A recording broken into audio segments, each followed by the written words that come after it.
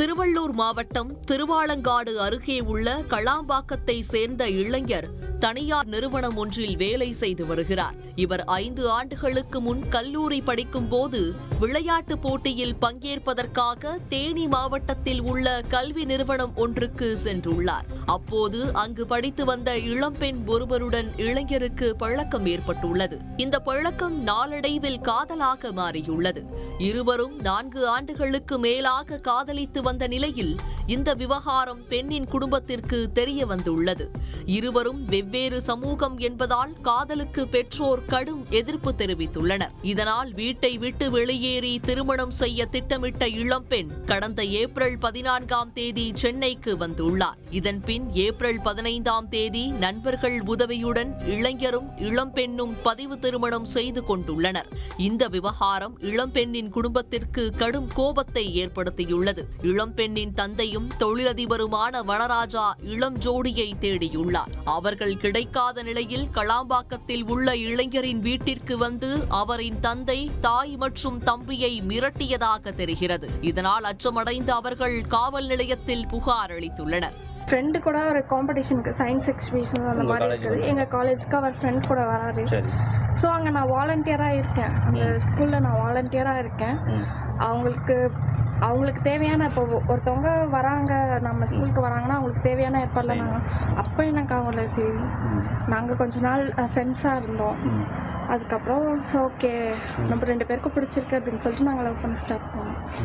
4 years ஆச்சு 2 பேரும் love பண்ண ஸ்டார்ட் பண்ணோம். 15ஆம் தேதி வந்தோம். 14ஆம் தேதி வந்தாங்க.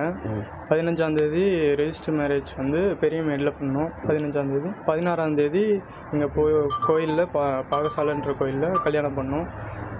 கல்யாணம் பண்ணிவிட்டு நிம்மதியாக தான் போயிட்டு இருந்தால் அவங்க வீட்டிலேருந்து வந்தாங்க. வந்து பிரச்சனை பண்ணாங்க. இந்த மாதிரி கல்யாணம் பண்ணக்கூடாது, நான் கூப்பிட்டு போயிடுறேன், இல்லை படிக்க வச்சுட்டு நான் அதுக்கப்புறம் கூட கல்யாணம் பண்ணி தரேன் அப்படின்ற மாதிரி சொன்னாங்க. சரி, அவங்கள நான் பேசினேன், ஒய்ஃப்கிட்டையும் பேசினேன். அவங்க என்ன சொன்னாங்கன்னா, இல்லை நான் போகல, அவங்க கூட இருந்துக்கிறேன்ற மாதிரி சொல்லிட்டாங்க. அதனால் லெட்டரும் எழுதி கொடுத்தாங்க 3 வாட்டி. பூந்தமல்லி ஸ்டேஷனில் 2 வாட்டி எழுதி கொடுத்தோம். அதுக்கப்புறம் கொஞ்சம் அவங்க ஆதங்கத்தில் ஏதோ திட்டினாங்க. இந்த மாதிரி நீ கூப்பிட்டு வந்துட்டியடா, இது பண்ணிட்டியடா அப்படின்ற மாதிரி. சரி, எனக்கு கொஞ்சம் பயமாக இருந்தது. நான் எஸ்பி ஆஃபீஸ் போயிட்டு கம்ப்ளைண்ட் பண்ணேன்.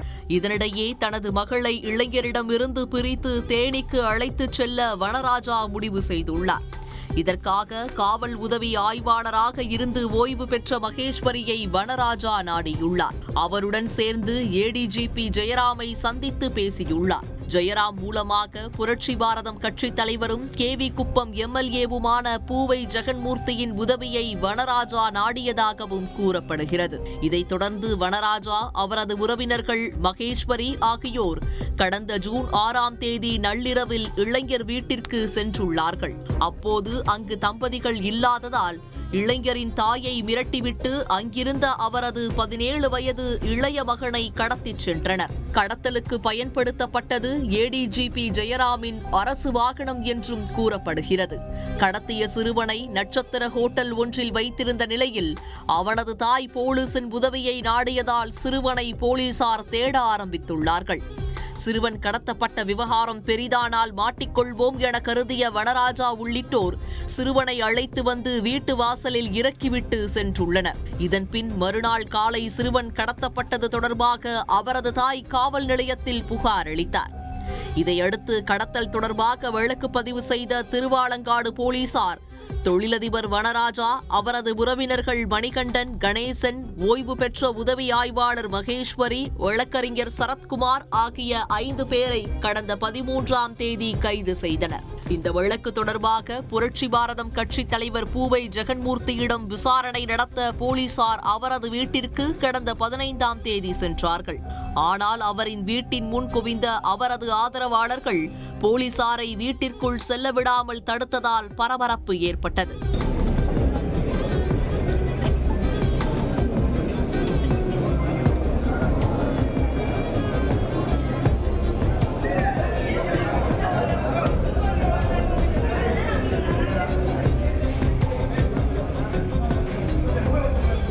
இதையடுத்து பூவை ஜெகன்மூர்த்தி தலைமறைவானதால் அவரை போலீசார் தேடி வந்ததாகவும் தகவல்கள் வெளியானது.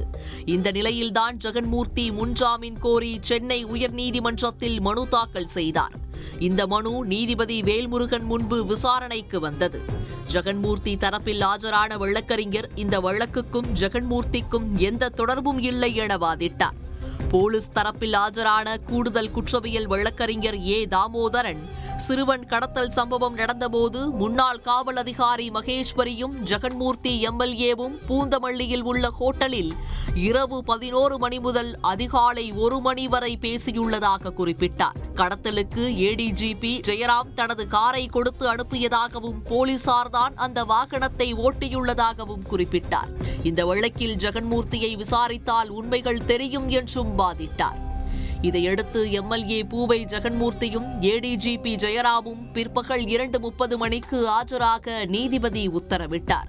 இதன்படி ஏடிஜிபி ஜெயராம் மற்றும் ஜெகன்மூர்த்தி ஆகியோர் நீதிமன்றத்தில் ஆஜராகினர்.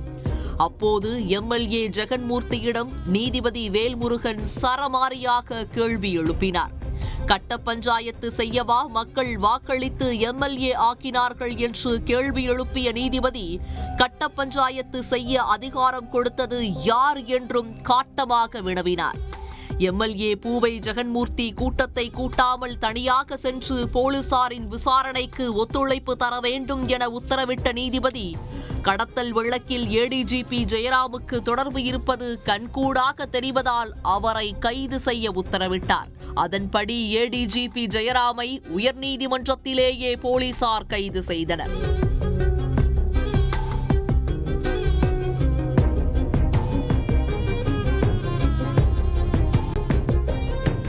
தொடர்ந்து திருவாலங்காடு காவல் நிலையத்திற்கு அழைத்துச் செல்லப்பட்ட ஜெயராமிடம் தொடர்ந்து 6 மணி நேரத்திற்கும் மேல் விசாரணை நடத்தினர்.